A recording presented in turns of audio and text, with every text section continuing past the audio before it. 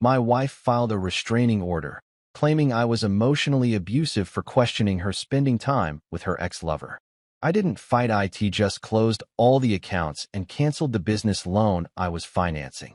Her lawyer called 72 hours later, pleading to negotiate. You know what they say about Thursdays? They're like the awkward middle child of weekdays. Not quite hump day, not quite Friday freedom, just there.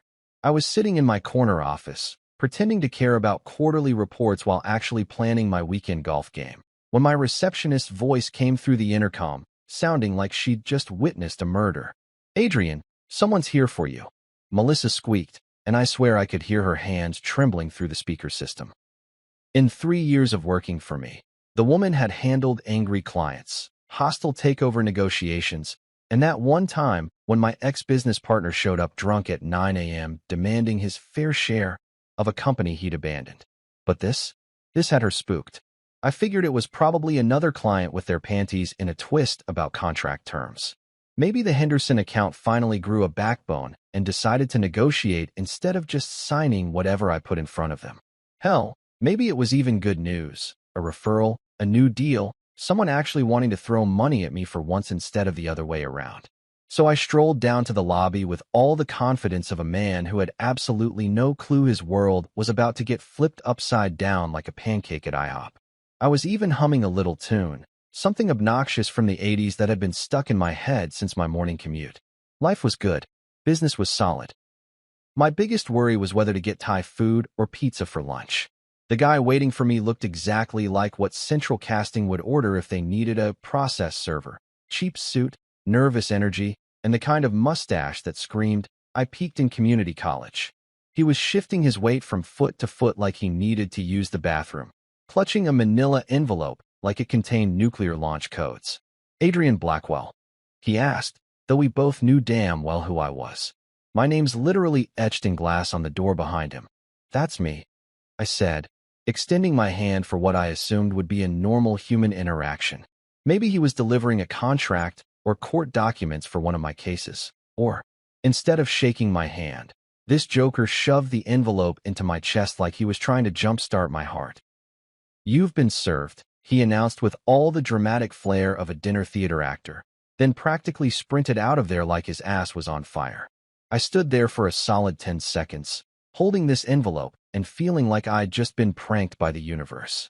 Melissa was staring at me from behind her desk with the kind of wide-eyed expression usually reserved for natural disasters and celebrity meltdowns.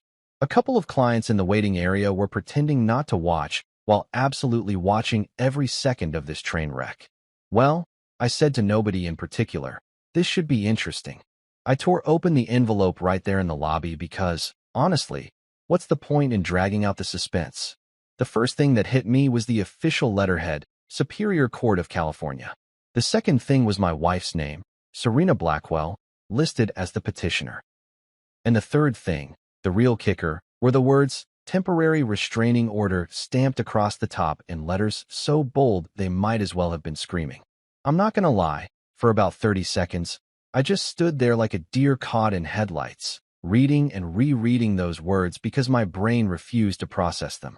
A restraining order. Against me. Filed by my own wife. The woman who'd been sharing my bed, my bank account, and my Netflix password for the past 4 years. The accusations read like a greatest hits album of toxic relationship cliches. Emotional abuse. Controlling behavior. Creating a hostile environment. According to this document, I was apparently some kind of monster who had terrorized my poor, innocent wife with my unreasonable demands and manipulative tactics. And what exactly had I done to earn this prestigious title? What heinous crime had I committed that warranted legal intervention? I had asked her why she was spending so much time with Victor. Victor, her ex-boyfriend. The same Victor who'd been sliding into her DMs like a greased seal for the past 6 months. The same Victor who'd been inviting her to catch up over coffee and discuss old times with the subtlety of a freight train. The same Victor who apparently needed my wife's undivided attention to help him through his difficult divorce. So yeah, I'd ask questions. Sue me. Oh wait, she literally just did. The irony was so thick you could cut it with a butter knife and serve it at a dinner party. Here I was, reading about how controlling and financially abusive I allegedly was, while sitting in an office that I'd built from scratch, wearing a suit that I'd paid for, holding papers that detailed how dangerous I was to the woman whose entire lifestyle I'd been bankrolling for years. Let's talk about that lifestyle for a hot minute. Serena's boutique? The one she called her passion project and her creative outlet, funded entirely by yours truly. The business loan that kept her little fashion empire afloat, guaranteed by me. The joint credit cards she used for business expenses that somehow always seemed to involve designer handbags and spa days. All in my name, naturally. I'd covered everything: her car payment, her health insurance, her gym membership, her monthly trips to that overpriced salon where they charge $50 to make her hair look exactly the same as when she walked in. Hell, I'd even paid for the lawyer who helped her set up the business structure for her boutique, never imagining that same legal framework would eventually be used to freeze me out. But apparently, asking, "Hey honey, why are you texting your ex at midnight?" made me the villain in this story. Apparently, expressing concern about her suddenly jam-packed social calendar with Mr. Tall, Dark, and recently single made me controlling. Apparently, wanting to know why our joint account was hemorrhaging money faster than a Vegas gambler on a losing streak made me financially abusive. The more I read, the more I had to admire the sheer audacity of it all. According to this document, I was a manipulative puppet master who used money as a weapon to control my wife's every move. Never mind that she'd never held a job that paid more than minimum wage before I came along. Never mind that her business would have folded faster than Superman on laundry day without my financial backing.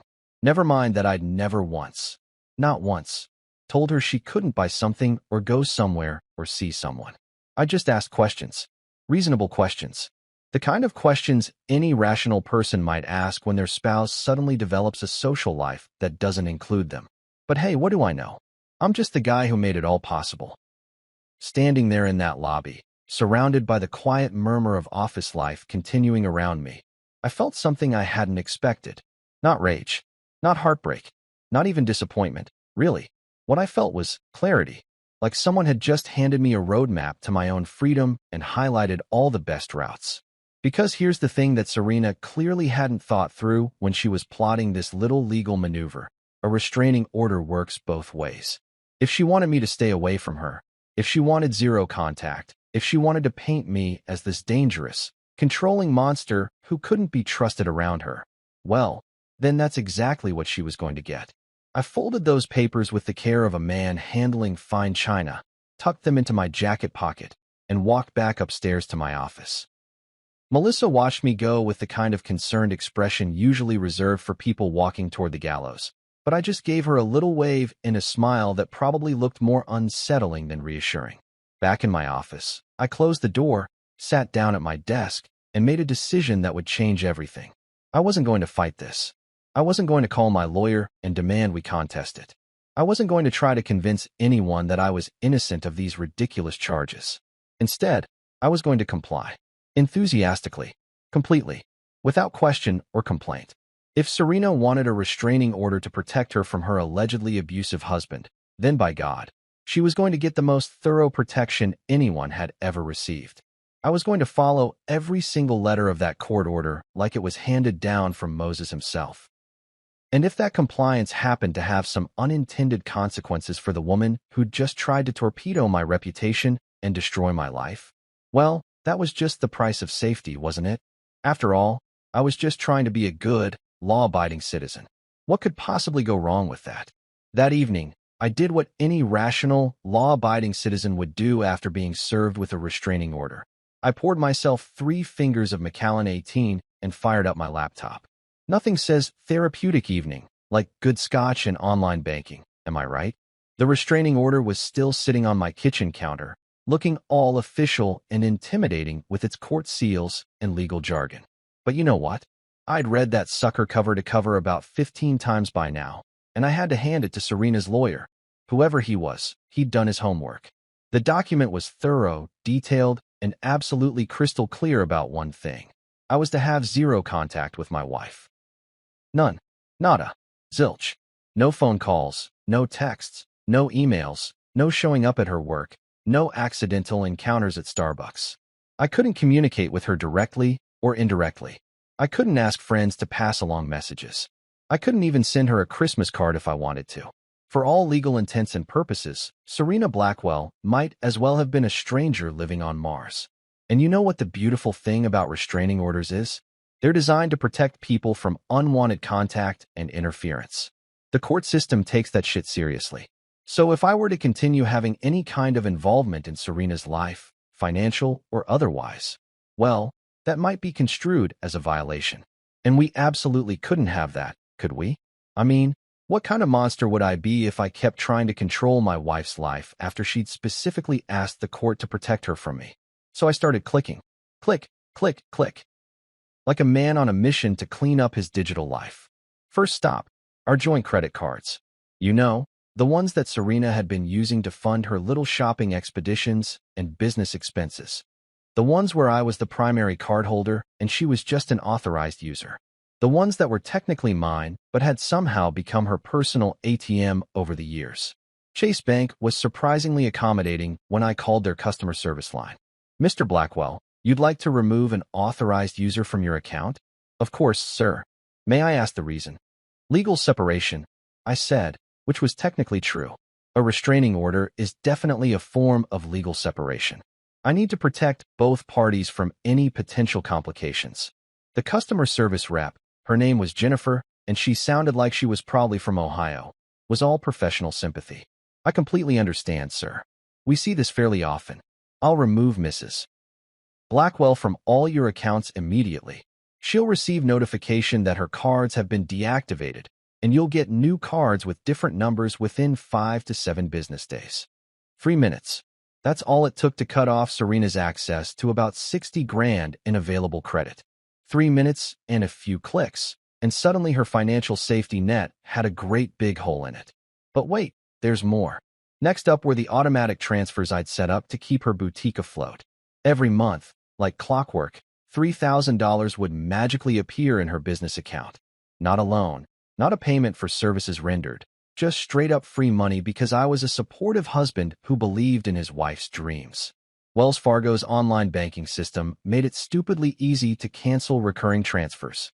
A few clicks, a confirmation code sent to my phone, and boom, no more monthly allowance for Serena's boutique.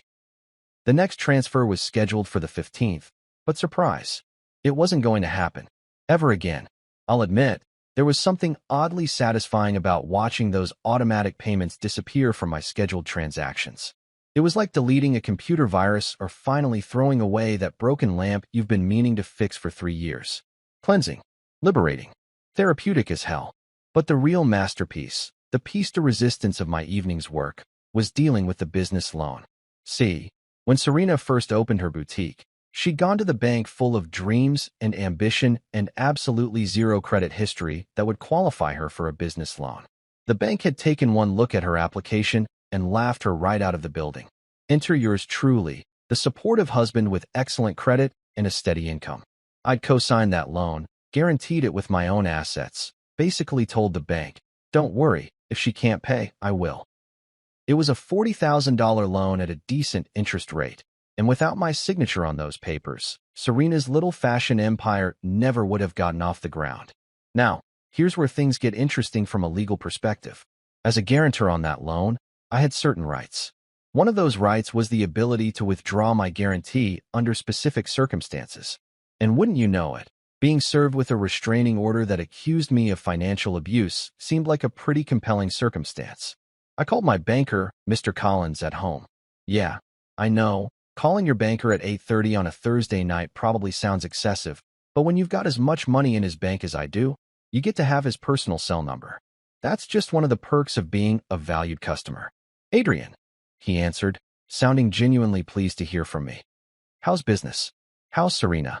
I haven't seen you two at the client appreciation dinner in a while. Actually, that's why I'm calling, I said, settling back in my leather chair with my scotch. Serena and I are having some legal issues. She's filed a restraining order against me, claiming I'm financially abusive. Obviously, I need to protect myself and the bank from any potential liability. There was a pause. A long pause. The kind of pause that tells you someone's brain is working overtime to process unexpected information. Oh, Collins finally said. Oh my, I'm sorry to hear that, Adrian.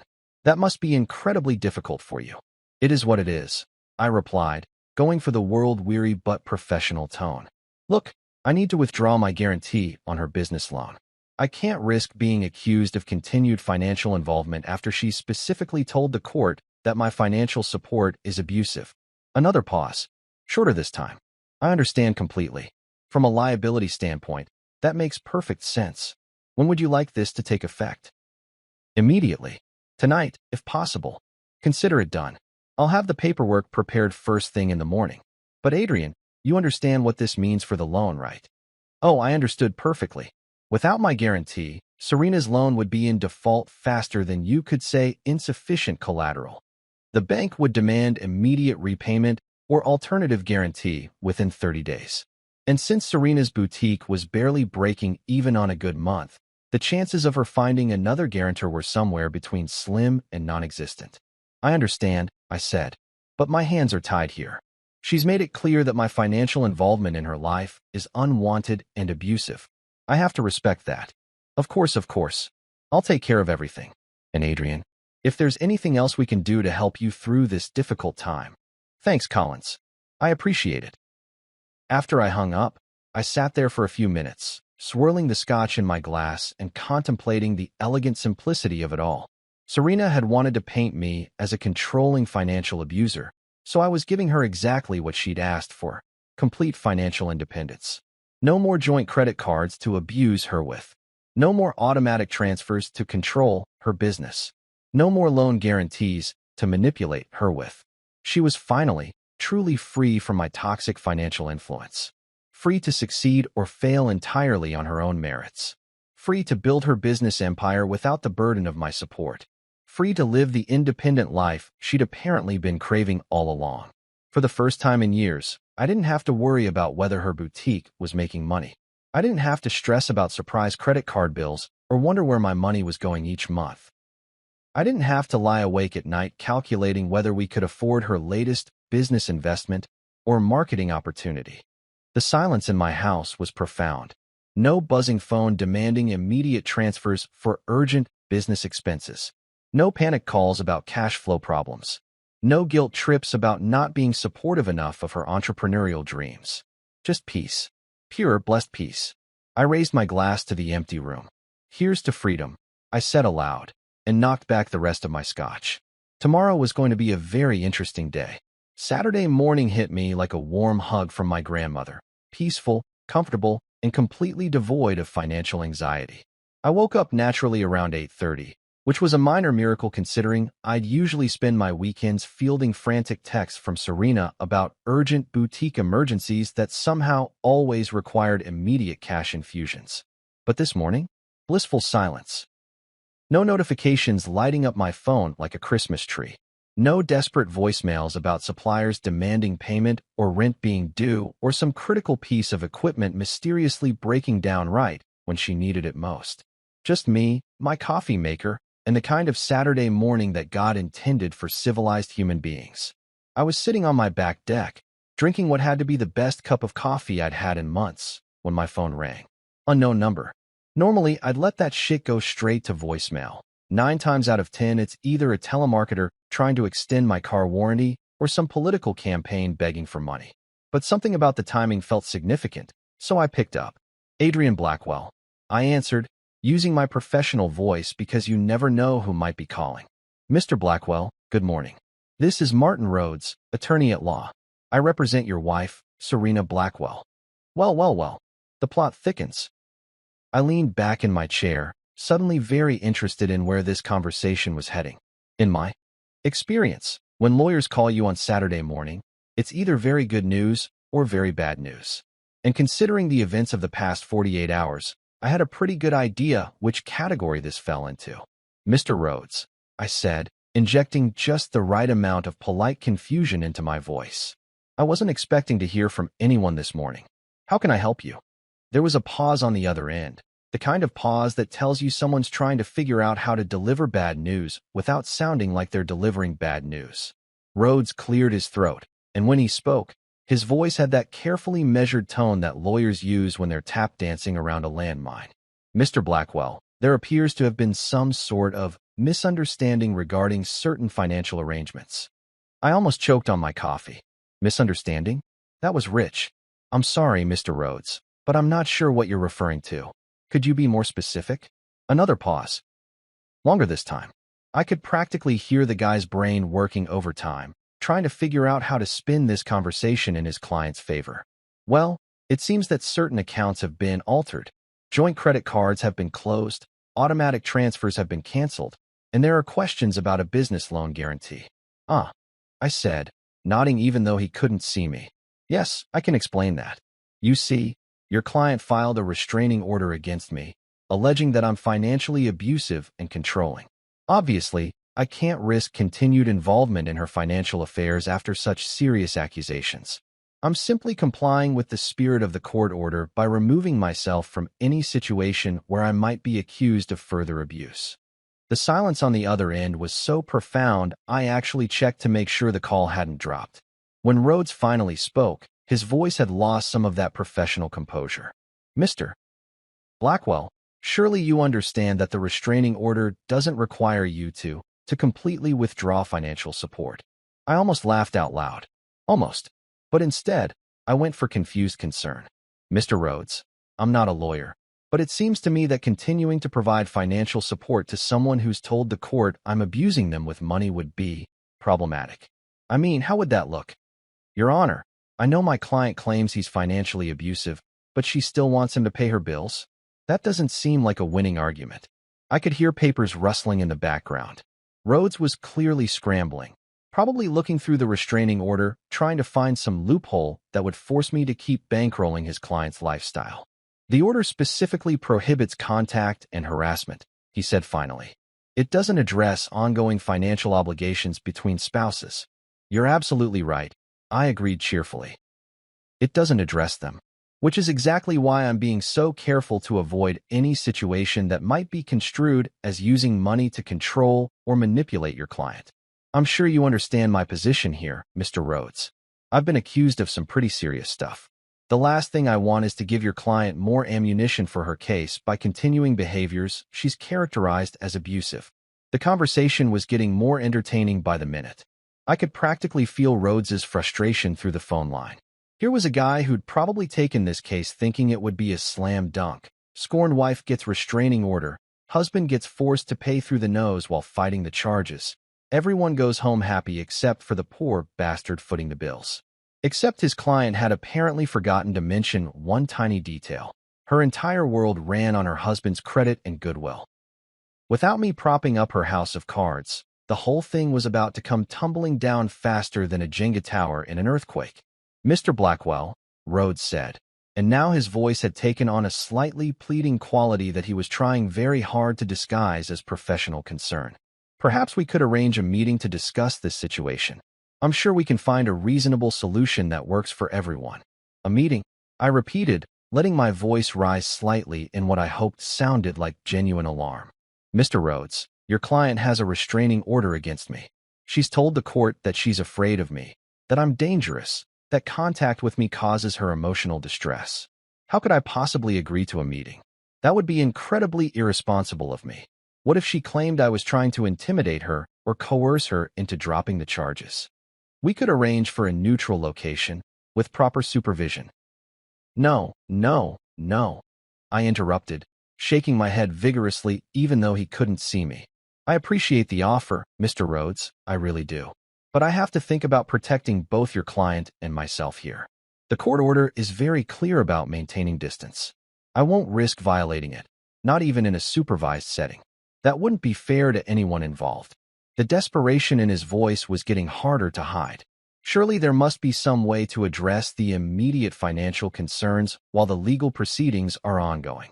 The immediate financial concerns? I repeated thoughtfully. Well, I suppose your client could apply for emergency spousal support through the court. Or maybe she could contact her family for assistance. Or perhaps she could explore business loans based on her own credit and collateral. There are lots of options for someone who wants to maintain their independence. I was really enjoying this conversation now. It was like watching someone try to solve a puzzle when half the pieces were missing and the other half were on fire. Mr. Blackwell, I think you're being deliberately obtuse about this situation. Obtuse. I let hurt creep into my voice. Mr. Rhodes, I'm trying to be responsible here. Your client has made some very serious accusations against me. She's told the court that my involvement in her life is harmful and unwanted. I'm simply respecting her wishes and the legal process. Isn't that what I'm supposed to do? There was another long pause, and when Rhodes spoke again, I could tell he was barely holding on to his professional demeanor. This is a very unusual interpretation of the court order. Maybe so, I conceded. But it's the safest interpretation. And given the circumstances, I think safety has to be my top priority, don't you? I mean, we're talking about serious accusations here. Financial abuse, emotional manipulation, controlling behavior. These aren't parking tickets we're dealing with. I could hear Rhodes take a deep breath, probably counting to 10 in his head. Perhaps if we could arrange for communication through counsel. Mr. Rhodes, I interrupted gently. I'm going to stop you right there. I understand you're trying to help your client, and I respect that. But I've made my position clear. I will not risk violating the restraining order or exposing myself to additional accusations of abuse. If your client wants to discuss financial arrangements, she'll need to do it through the proper legal channels, with full court oversight and approval. And if she files for emergency spousal support, then the court will make a determination based on the facts and the law, I said reasonably. And I'm sure my attorney will present a thorough defense, including documentation of how my previous financial support was characterized as abuse by your client. The line went quiet for what felt like a full minute. When Rhodes spoke again, his voice was tight with barely controlled frustration. Mr. Blackwell, I don't think you fully understand the consequences of your actions. I smiled at that. Oh, I understand them perfectly, Mr. Rhodes. Your client wanted independence from my allegedly abusive financial control, and now she has it. Completely. Isn't that what she asked for? This conversation is over, he said curtly. Have a wonderful day, Mr. Rhodes. And please give your client my best wishes for her new, independent lifestyle. I hung up and immediately pulled out my laptop to document the call. Date, time, duration, summary of conversation, everything my own lawyer would need if this ended up being relevant later. Because if there's one thing I've learned in business, it's that you document everything, especially when dealing with people who might try to twist your words later. After I finished typing up my notes, I poured myself another cup of coffee and went back out to the deck. The morning was still beautiful, my stress levels were practically non-existent, and somewhere across town, a lawyer was probably having a very uncomfortable conversation with his client about the realities of financial independence. Life was good, really, really good. Monday morning rolled around with all the subtlety of a freight train carrying a cargo of drama and bullshit. I was barely through my first cup of coffee when my phone started buzzing with notifications. Not the usual work emails or client requests. No, this was social media warfare, and apparently, I was enemy number one. It started with a text from my buddy Mike. Dude, you might want to check Facebook. Serena's friend is going nuclear about you. Ah, Clarissa. I should have seen this coming.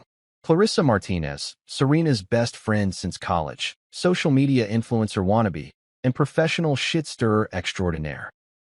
If there was drama to be found within a 50-mile radius, Clarissa would not only find it, she'd amplify it, live stream it, and probably try to monetize it through her lifestyle brand. I pulled up Facebook on my phone, and there it was, a post that had already racked up 200 likes and was climbing faster than gas prices in a crisis. The headline was pure Clarissa. When financial abuse wears a three-piece suit, broken heart, money with wings. Oh, this was going to be good. Ladies, I need to talk to you about something serious. The post began because Clarissa always addressed her social media posts like she was hosting a talk show for suburban moms. My dear friend Serena is going through something that no woman should ever have to experience. Her husband, who I won't name, but some of you know, has shown his true colors in the most disgusting way possible. I had to admire her restraint in not naming me directly. Probably her lawyer told her to avoid anything that could be construed as defamation. Smart girl. This man, she continued, has been financially abusing my friend for years, controlling every penny, monitoring her spending, making her feel guilty for every dollar she spent on herself or her business. And now, just because she finally found the courage to stand up to him, he's punishing her by cutting off all financial support. I nearly snorted coffee through my nose. Controlling every penny? I'd literally been handing Serena blank checks for years.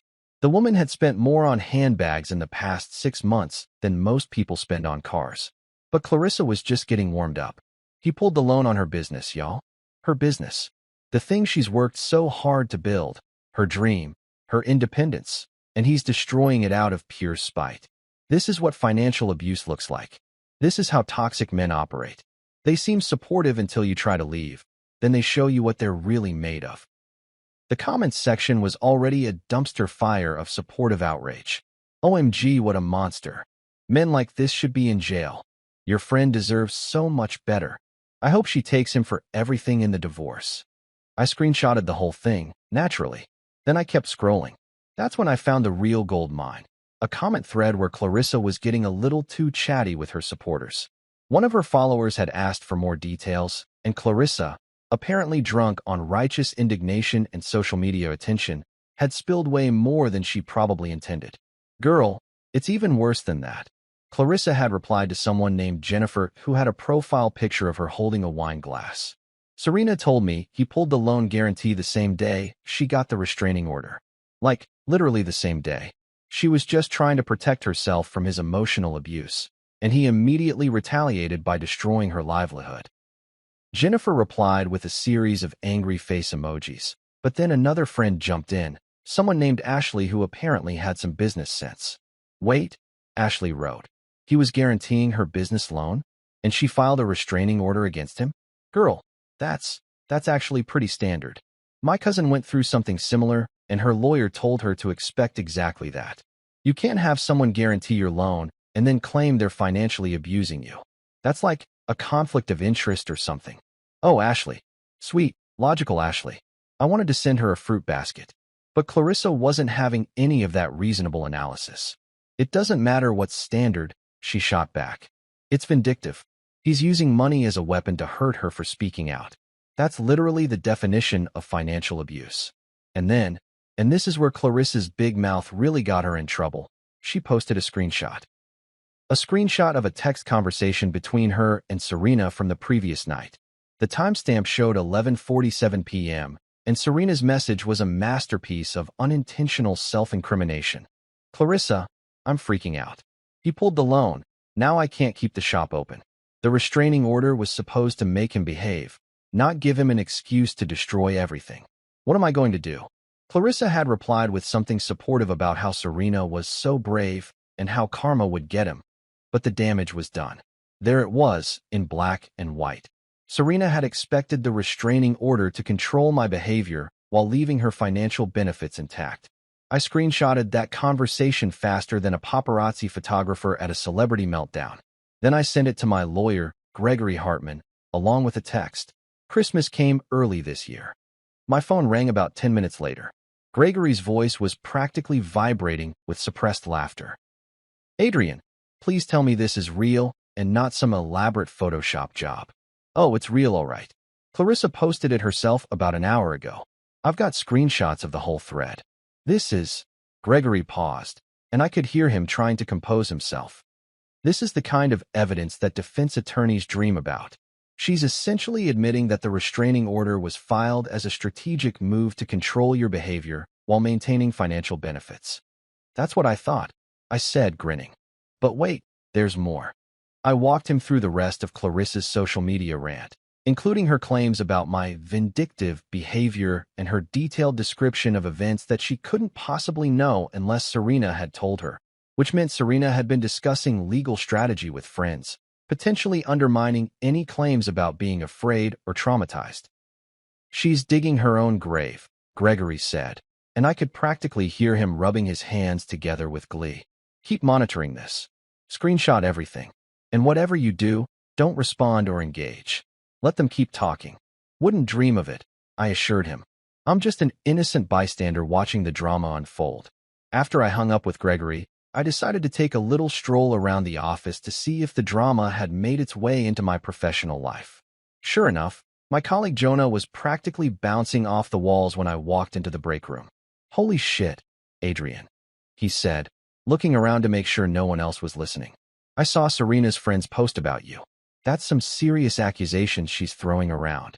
Jonah had met Serena a few times at company events, and I could tell he was fishing for gossip while trying to maintain plausible deniability. Classic office behavior. Everyone wants the tea, but nobody wants to admit they're stirring the pot. Yeah, I saw it, I said casually, pouring myself another cup of coffee. Social media, you know? People say all kinds of things online. But the stuff about financial abuse. Jonah pressed, lowering his voice conspiratorially. That's pretty heavy stuff to just make up. I shrugged, going for the world-weary but dignified approach. People going through divorces say a lot of things, Jonah. Emotions run high, accusations fly around. The truth usually comes out in the end. Are you holding up okay? I mean, this has got to be rough, having your personal business aired out like that. I'm doing fine, I said, and for the first time in months, I actually meant it. Better than fine, actually. Sometimes the trash takes itself out, you know? Jonah raised an eyebrow at that, but before he could ask for clarification, Sarah from accounting walked in, and the conversation shifted to safer topics like weekend plans and the company's new health insurance options. The rest of the day passed in a blur of work calls and client meetings, but I could feel the undercurrent of office gossip swirling around me. People were definitely talking, but in that careful way that office workers perfect. Meaningful looks, hushed conversations that stop when you walk by, the occasional text message sent while maintaining eye contact. By 5 o'clock, Clarissa's post had garnered over 1,000 likes and hundreds of comments, most of them expressing outrage on Serena's behalf. But buried in all that supportive noise were a few voices of reason. People who pointed out that the situation seemed more complicated than Clarissa was presenting, people who asked uncomfortable questions about the timeline of events, people who suggested that maybe there were two sides to this story. I made sure to screenshot those comments too. Not because I planned to use them. I had more than enough ammunition already, but because they showed that not everyone was buying the narrative that Team Serena was trying to sell. As I was getting ready to leave the office, my phone buzzed with a text from an unknown number. We need to talk.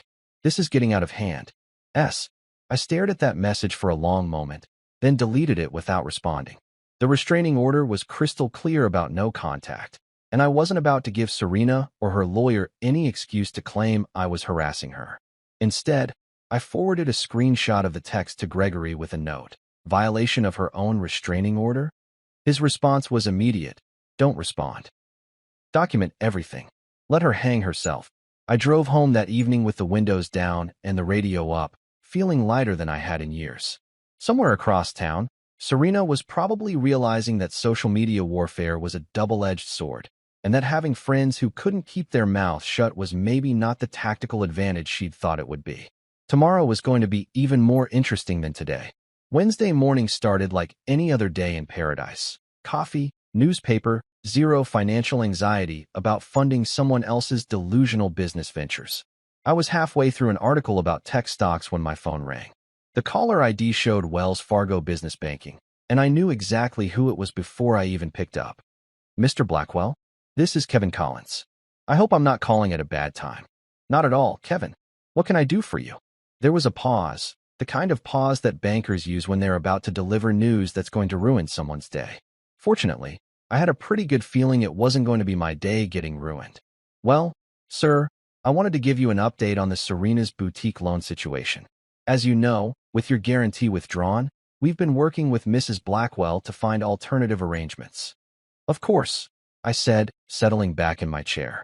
How's that going? Another pause. Longer this time. Not well, I'm afraid. Mrs. Blackwell has been in twice this week, and I have to tell you, she seems quite distressed about the situation. She's asked if there's any way we can reinstate your guarantee without your direct involvement. I nearly choked on my coffee. She asked you to forge my signature? Oh no, nothing like that, Collins said quickly. She suggested that perhaps there was some sort of automatic renewal clause, or that maybe your original guarantee could be extended based on your marital obligations. This was getting better by the minute. Kevin, you explained to her that loan guarantees don't work that way, right? I did. Multiple times. She seemed to have difficulty accepting that information. I bet she did. Serena had spent so many years operating under the assumption that my money was her money that the concept of actual financial independence was probably giving her hives. So what's the timeline looking like? I asked, though I already knew the answer. Well, without a new guarantor or significant additional collateral, the loan goes into default in. I could hear papers rustling. 25 days. Mrs. Blackwell would need to either pay the full balance, which is currently $37,412, or we'd have to begin repossession proceedings. 37 grand. In 25 days. For a woman whose boutique had never turned a profit and whose personal credit limit wouldn't cover a decent used car. This was going to be like watching a train wreck in slow motion. Except the train was filled with overpriced handbags and delusions of entrepreneurial grandeur. I understand, I said. Thanks for keeping me informed, Kevin. I know this puts you in a difficult position. Actually, Mr. Blackwell, there is one more thing. His voice took on that careful, professional tone that meant he was about to drop another bombshell. We received some unusual documentation yesterday. Paperwork that appeared to have your signature, requesting an extension of your guarantee. My blood went cold. Appeared to have my signature? Yes, sir. Our fraud department flagged it immediately. The signature didn't match our samples, and frankly, it looked like someone had traced it from another document. We've reported it to the police as suspected forgery. Holy shit. Do you know who submitted the paperwork? It was hand-delivered by an older woman who identified herself as Mrs. Blackwell's mother. Lorraine Thompson, I believe. Lorraine. Of course it was Lorraine. Serena's mother, the woman who'd raised financial manipulation to an art form and apparently passed those skills down to her daughter like a fucked-up family heirloom. I'd met Lorraine exactly 3 times in 4 years of marriage, and each encounter had left me feeling like I needed a shower and a security audit. The woman had the moral compass of a Vegas casino and the subtlety of a brick through a window. She'd spent our entire wedding reception making not-so-subtle hints about how I should invest in her MLM essential oils business, and she'd once tried to get me to co-sign a car loan for her boyfriend's nephew's girlfriend's cousin or some equally ridiculous connection. Kevin, I want to be very clear about this. I did not sign any extension paperwork. I did not authorize anyone to sign on my behalf. And I absolutely did not change my mind about withdrawing my guarantee. I understand completely, sir. We've already voided the fraudulent documents, and as I mentioned, the police have been notified. I wanted to call you directly to make sure you were aware of the situation. I appreciate that. Will I need to file a separate police report? That would probably be advisable, yes. The more documentation we have, the stronger the case becomes. After I hung up with Collins, I sat there for a few minutes, just processing the sheer audacity of what had just happened. Serena and her mother had actually attempted to forge my signature to extend a loan guarantee. Not only was this fraud, it was incredibly stupid fraud. Banks don't just accept random paperwork without verification, especially when it involves tens of thousands of dollars. I called Gregory immediately. Let me get this straight, he said after I'd explained the situation. Your wife files a restraining order claiming you're financially abusive. Then her mother tries to forge your signature to keep you financially involved. That's about the size of it. Adrian, this case just went from divorce court drama to potential criminal charges. Forgery, attempted fraud. This is serious federal shit now. The kind of stuff that comes with jail time. I could hear the excitement in his voice. Gregory lived for this kind of legal warfare. He was like a shark who'd just smelled blood in the water, and that blood belonged to people stupid enough to commit crimes while already involved in legal proceedings. What do I need to do? I asked. First, file that police report today. Get everything on record. Second, I'm going to contact the DA's office and make sure they're aware of the connection between the restraining order and the fraud attempt. This shows a pattern of behavior that completely undermines their abuse narrative. Pattern of behavior? Think about it. She files a restraining order claiming you're controlling and abusive, but simultaneously her mother is trying to forge your signature to maintain financial benefits. That's not the behavior of someone who's afraid of their abuser. That's the behavior of someone trying to have their cake and eat it too. After I hung up with Gregory, I drove straight to the police station to file my report. The desk sergeant, a tired-looking woman in her 50s, took my statement with the kind of weary professionalism that suggested she'd seen every variety of human stupidity multiple times. So let me make sure I understand this, she said, reading through my statement. Your wife has a restraining order against you for alleged financial abuse, but her mother tried to forge your signature to keep you financially involved in her business? That's correct. She shook her head. 23 years on the force, and people still find new ways to surprise me. We'll investigate this thoroughly, Mr. Blackwell. Fraud is fraud, regardless of family relationships. On my way home, I stopped by Serena's boutique just to see how things were looking. Not to go inside, obviously. The restraining order made that impossible, but I parked across the street and observed from a safe distance. The place looked rough. The usual bustling energy was gone, replaced by an almost desperate quiet. Through the windows, I could see Serena inside, talking animatedly on the phone while gesturing wildly with her free hand. Even from across the street, her body language screamed panic and frustration. There were only 2 customers in the store, both of them browsing half-heartedly through racks of overpriced clothes that nobody really needed. The sale? Everything must go. Signs in the windows told me everything I needed to know about the boutique's financial situation. As I watched, a woman in a business suit walked out of the store, shaking her head and looking annoyed. Probably another supplier demanding payment, or maybe a landlord discussing late rent. The boutique was hemorrhaging money faster than a punctured artery, and without my financial transfusions, it was only a matter of time before it bled out completely. I pulled out my phone and took a few discreet photos of the storefront, documenting the everything must go signs and the general state of desperation. Not for any malicious purpose, just for my records. If this ended up in court, it might be useful to have visual evidence of how quickly the business had deteriorated without my support. As I was getting ready to leave, I saw Lorraine's beat-up Honda Civic pull into the parking lot. Speak of the devil. Serena's mother got out of the car, looking around nervously like she expected police to jump out of the bushes. Which, given recent events, probably wasn't an unreasonable fear. Lorraine hurried into the boutique, and through the window, I could see her and Serena in what appeared to be an intense conversation. Lots of hand-waving and agitated gestures, probably discussing their next brilliant scheme to solve their financial problems. I started my car and drove away, smiling to myself. 25 days until the loan defaulted. 25 days for them to come up with $37,000 or find another sucker willing to guarantee their failing business. I gave them maybe 10 days before the real panic set in. Maybe 15 if they were particularly delusional about their prospects. Either way, it was going to be one hell of a show. And the best part? I had front row seats and absolutely no responsibility for the outcome. Sometimes life really does work out exactly the way it's supposed to.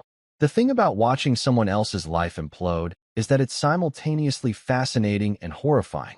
Like rubbernecking at a car accident, except the accident keeps happening in slow motion over several weeks. By Thursday of that week, the show was getting really entertaining.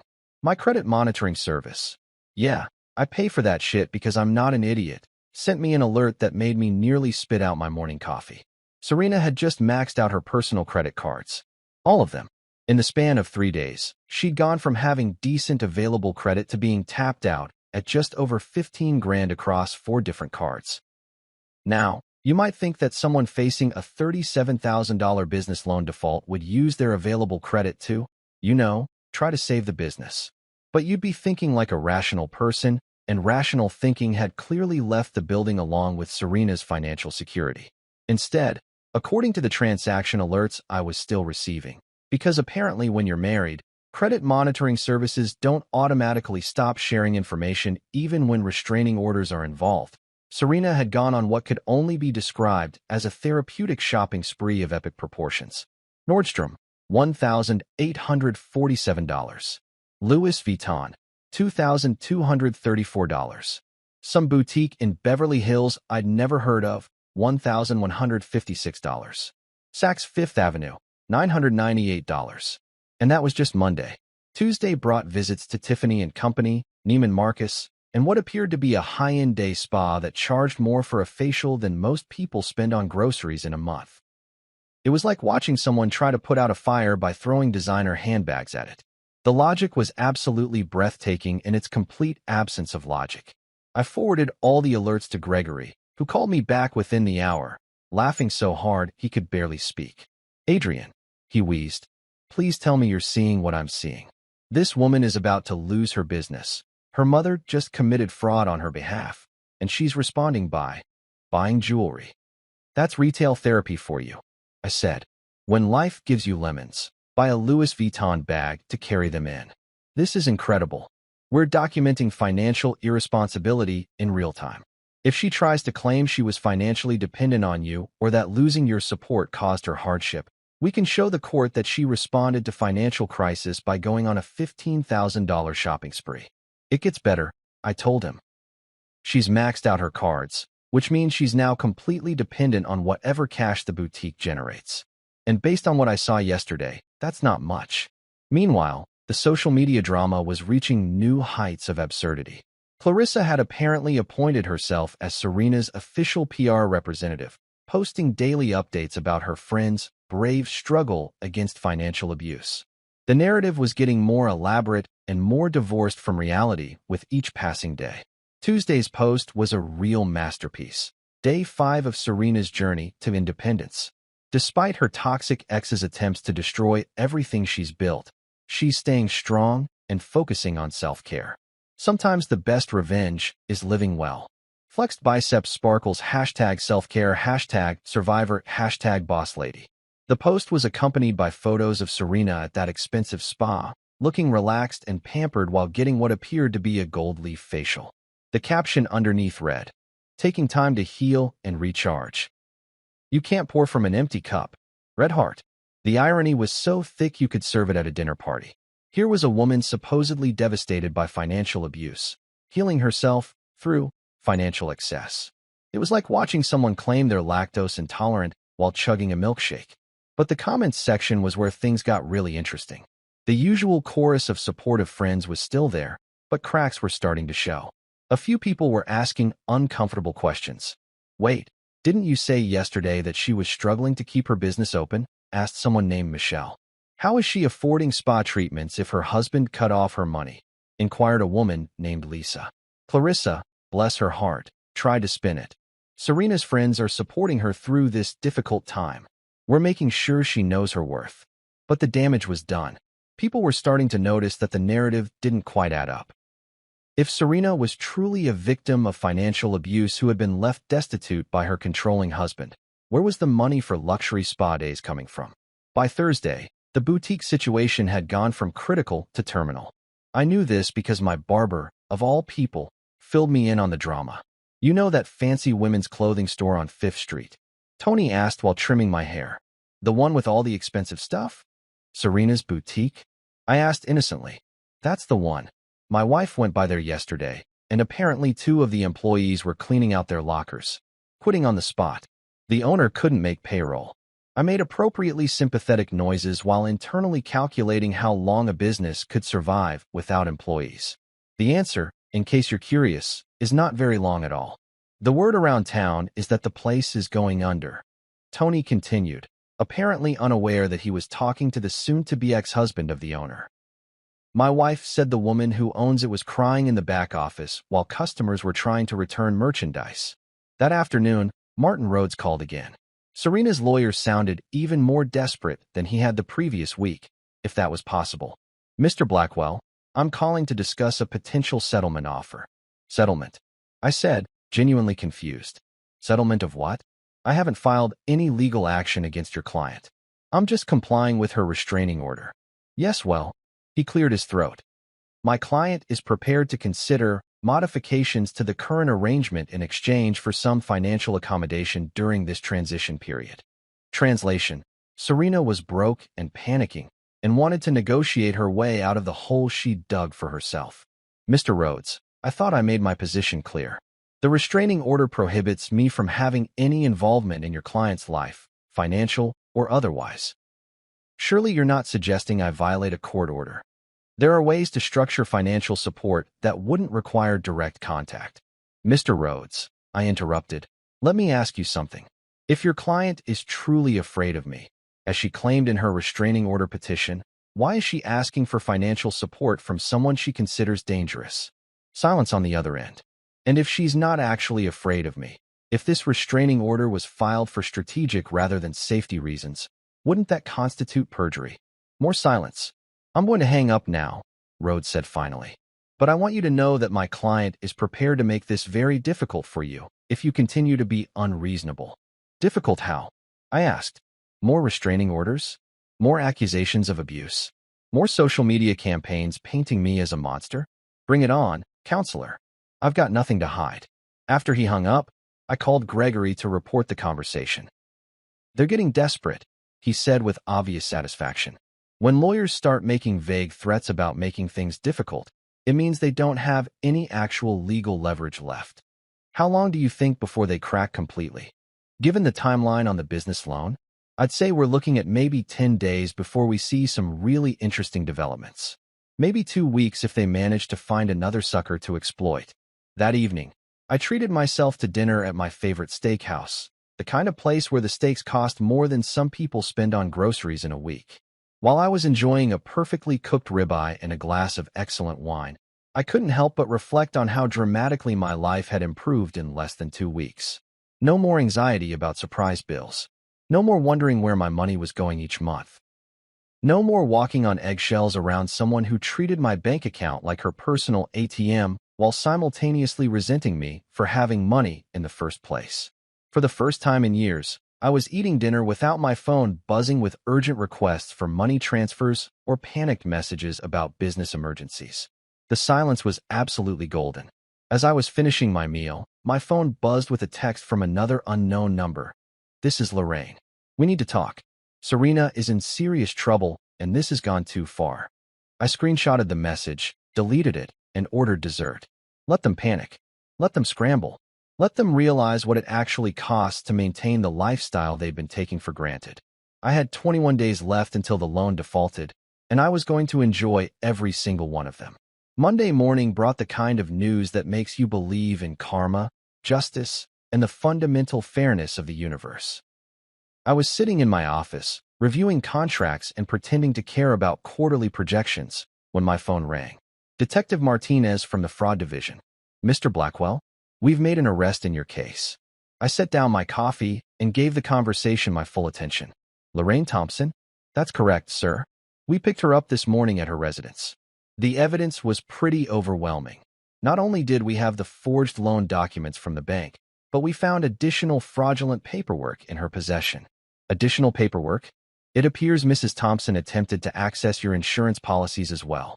She had forged authorization forms requesting policy details and beneficiary information. Your insurance company flagged it and contacted us directly. I had to hand it to Lorraine. When the woman decided to commit fraud, she really went all in. It wasn't enough to forge my signature on loan documents. She had to try to get her grubby little hands on my life insurance too. The sheer ambition of it was almost admirable in a completely fucked up way. Any idea how she got copies of my signature to trace? Based on what we found in her house, it looks like she was using documents from your wedding, marriage certificate, gift registry paperwork, that sort of thing. She had quite a collection of your signatures to work from. Of course she did. I remembered now.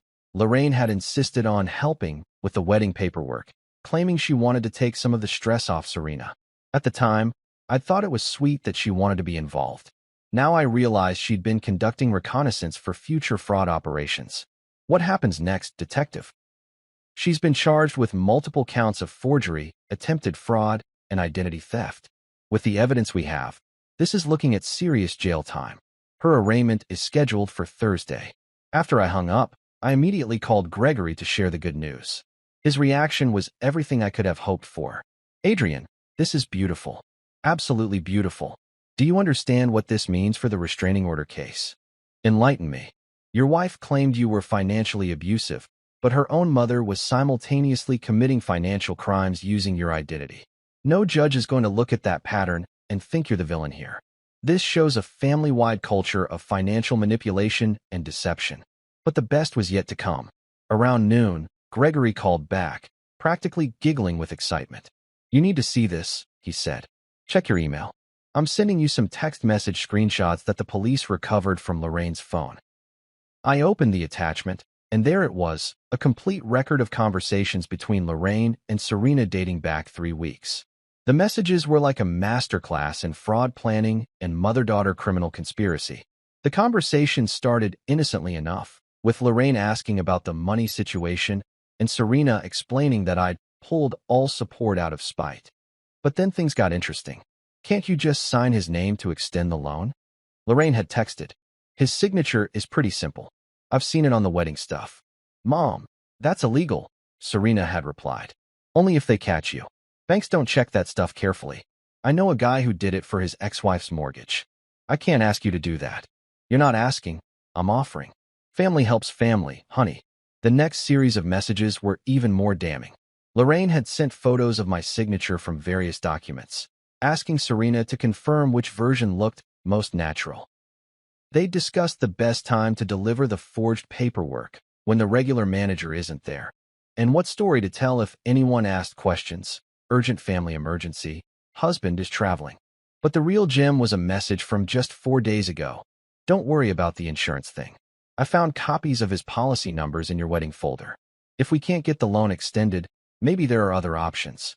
Men his age have heart attacks all the time. I stared at that message for a solid minute, reading it over and over again.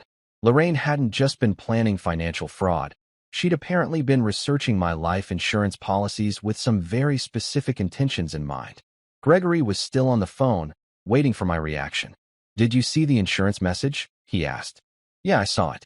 Jesus Christ, Gregory, she was talking about killing me. It's probably not actionable as a direct threat. Too vague, too much plausible deniability. But it definitely shows premeditation and a pattern of escalating criminal behavior. The police had apparently shown these messages to Serena during her mother's arrest, because by 2 o'clock that afternoon, Martin Rhodes had withdrawn as her counsel. I found this out when Gregory called, barely able to contain his laughter. Rhodes is off the case, he announced.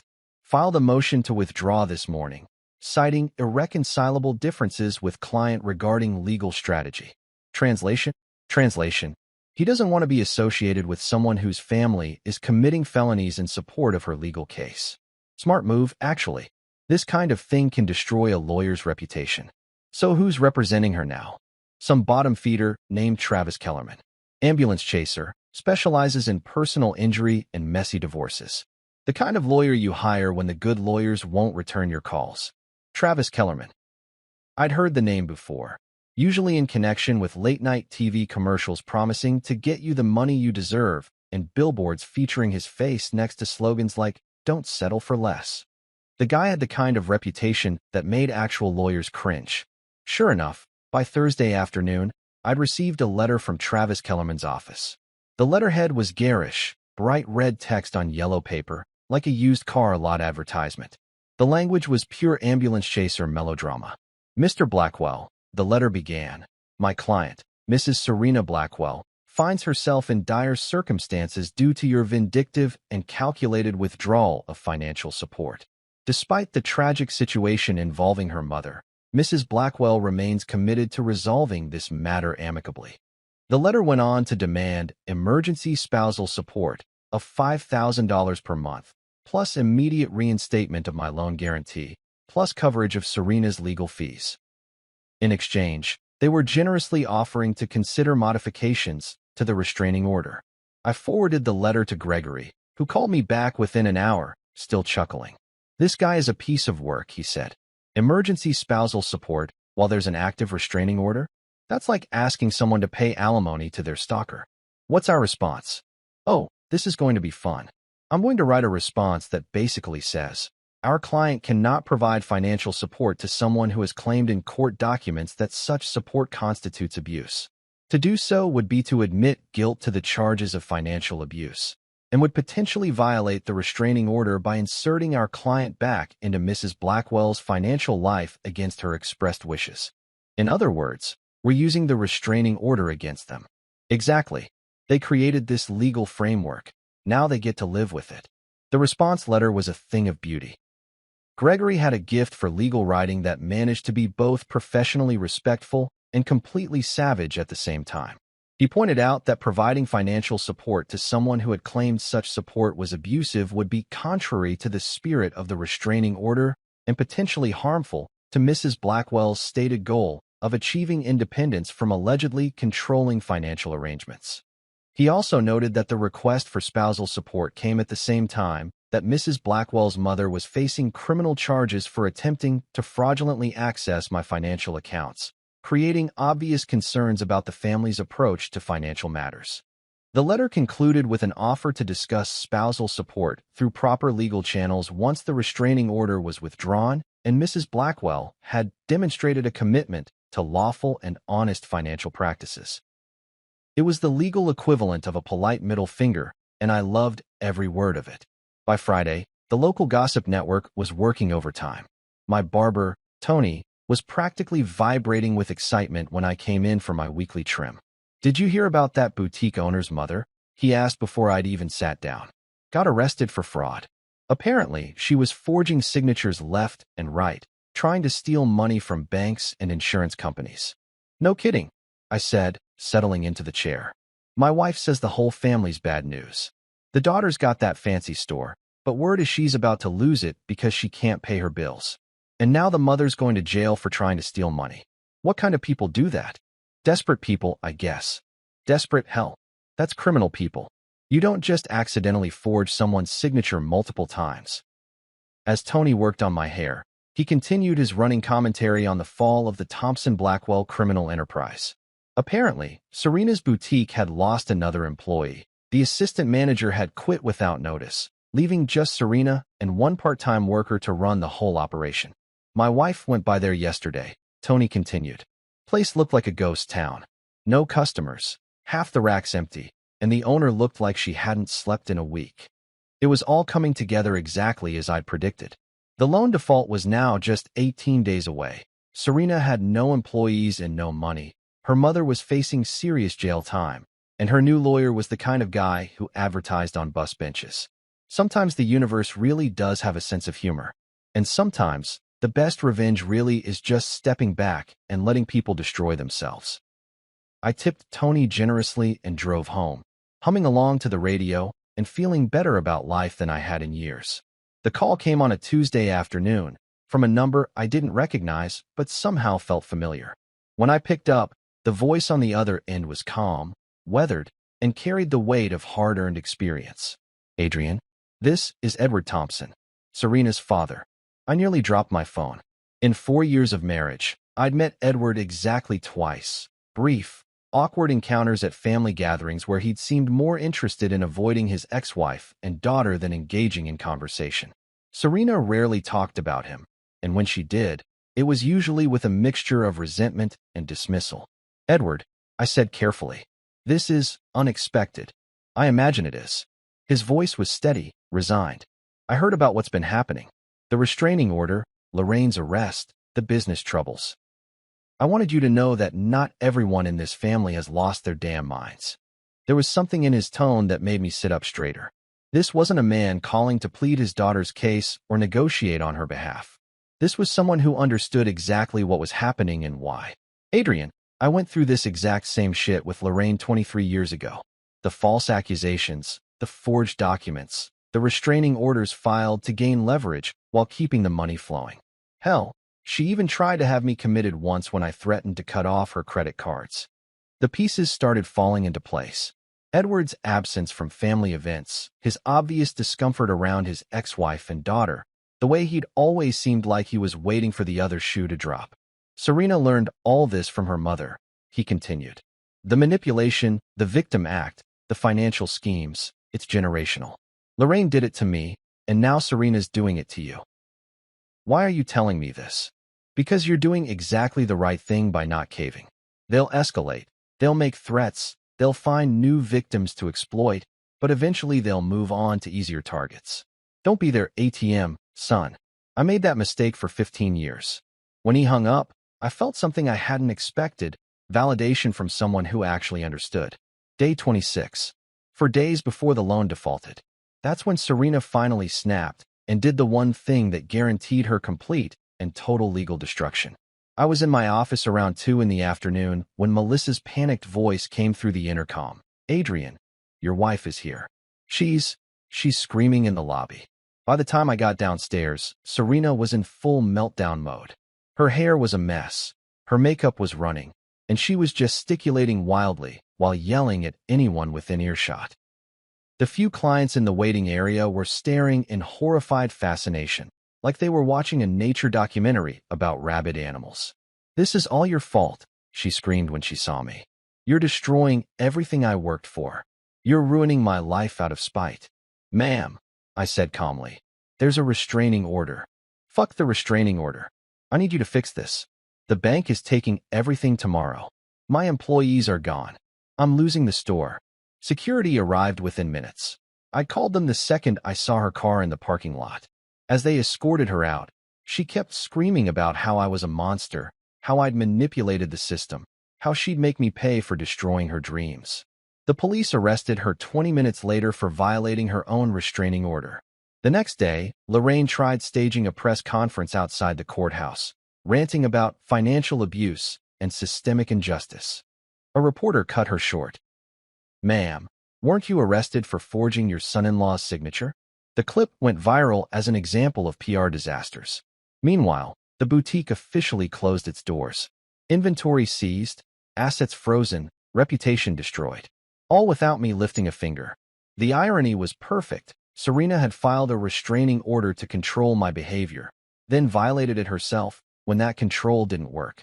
She'd handed me the ultimate victory by destroying her own credibility in the most public way possible. Sometimes justice really does serve itself.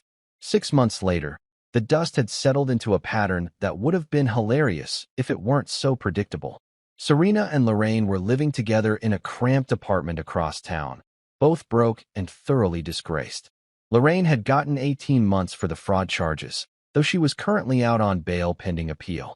Serena's boutique was a distant memory, replaced by a smoothie shop that actually turned a profit. The restraining order still had 9 months left on it, and I'd never been happier about a legal document in my life. It was like having a force field against financial manipulation. Every time Travis Kellerman sent another desperate letter demanding support, Gregory would respond with polite reminders about the court's protection order and my obligation not to interfere with Serena's independence. Their latest offer had been particularly pathetic.